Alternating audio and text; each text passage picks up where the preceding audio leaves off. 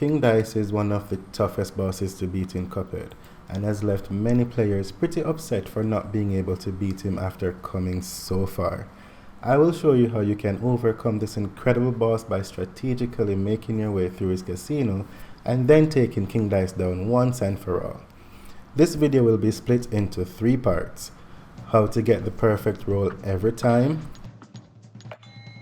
how to beat every single mini boss in the casino, and finally, how to defeat King Dice himself.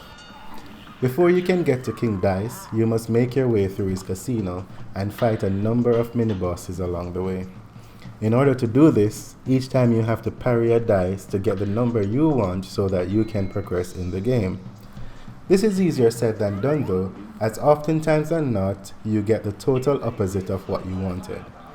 The best way to accurately get the number you want every single time is by standing in this circle here, and as soon as the number passes, jump, and by the time you get back to the dice, it will be back on that number. You need to master this for 2 reasons. 1, to be able to get all the hearts on the board. Trust me, you're gonna need them. And 2, to avoid any enemies that you do not want to fight. Case in point, this frog bastard. His sole purpose in the game is to deplete all your lives and make you waste your ultimate charge. So no matter what, even if there's a heart on this number, do not land on it.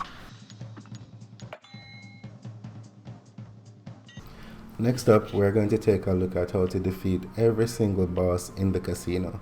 I'm using the chaser and the charge shot, and for super it's the beam and smoke bomb as my charm.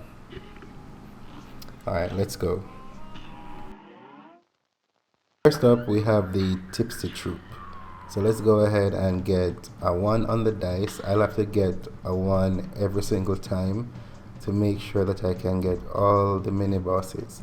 Remember, I showed you how to get the desired number on your dice every single time. So that's what I'm doing here. This trio is not that difficult to beat.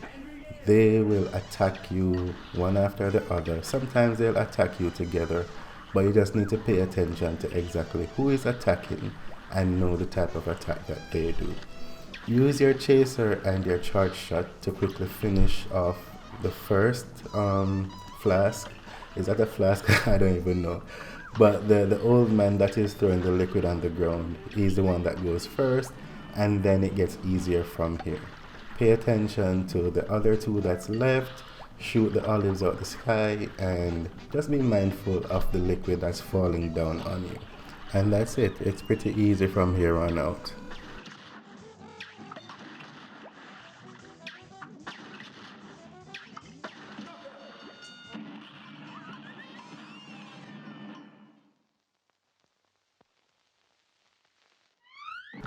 Next up, we have Chips Bettigan.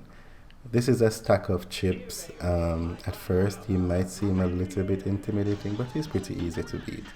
Use your chaser whenever he's transitioning from side to side, and then switch to your charge shot whenever he's stacked up again. Repeat this and dodge his chips that he's throwing at you, and you will beat him in no time.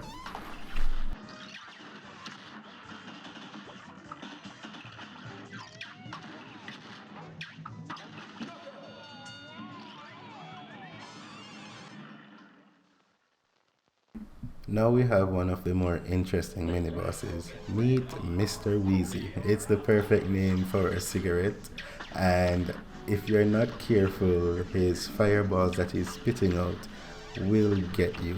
You have to be mindful of them. Your shots will hit as long as you're firing them across the screen, but if you lose track of those fireballs and when he disappears, then you will get killed faster than you can think. So pay attention to those fireballs, keep charging and shooting at him, and just like the other bosses, he will go down in no time.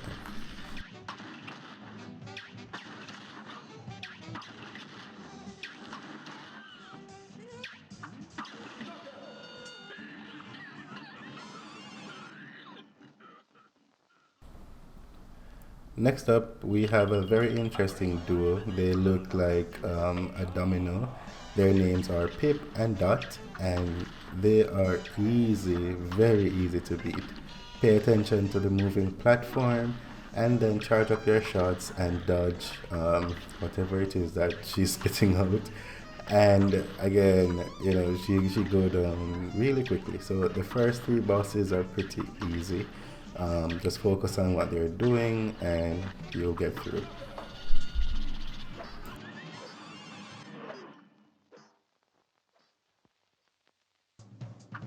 Now, this is where things start to get really interesting. This guy's name, let me see what his name is. His name is Hopus Pocus, and for the longest while, he used to be quite the nuisance.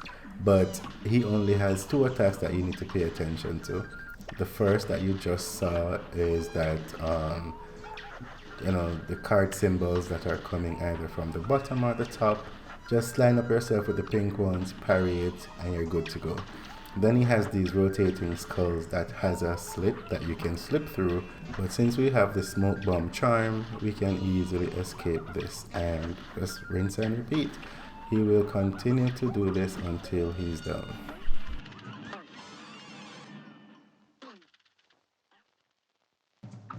Here comes another annoying bastard.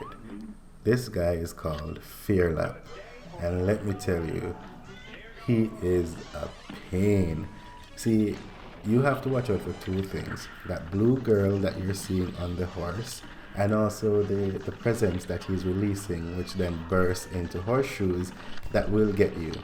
Now, what I don't like about this boss fight is that sometimes you see the silhouette of trees that blocks your vision, and this can cause you to get hit a lot of times. But you focus on him, just keep shooting at him while you're dodging, and he will also go down. Now approaching the final three bosses. So number 7 goes to, I can't remember her name out of my head, Piruleta. I think that's how you pronounce it. But she's pretty easy to beat. I mean, I used to try to jump and parry the platforms, the chips that you see up there. But an easy way to do this is to charge up your shots, or use your charge shot, and then dodge, use your smoke bomb charm to dodge when she's coming at you. The good thing about this is that once you have a charge ready and you dodge, it automatically fires. So each time you dodge her, it is hitting her as well. And just like that, she's out. Now, second to last, we have Mangosteen. This is, he's a cue ball, the 8 ball, and he's a pushover. Like, you just need to get under him and start charging and shooting. Occasionally he spawns these blocks that are a bit unpredictable, but once they jump, you can just dodge in the opposite direction and then go back to charging and shooting at him. He will fire these little rainbow balls as well, but those aren't threats, it moves really slow. So keep charging, keep shooting, and Mr. Cue Ball here will go down in no time.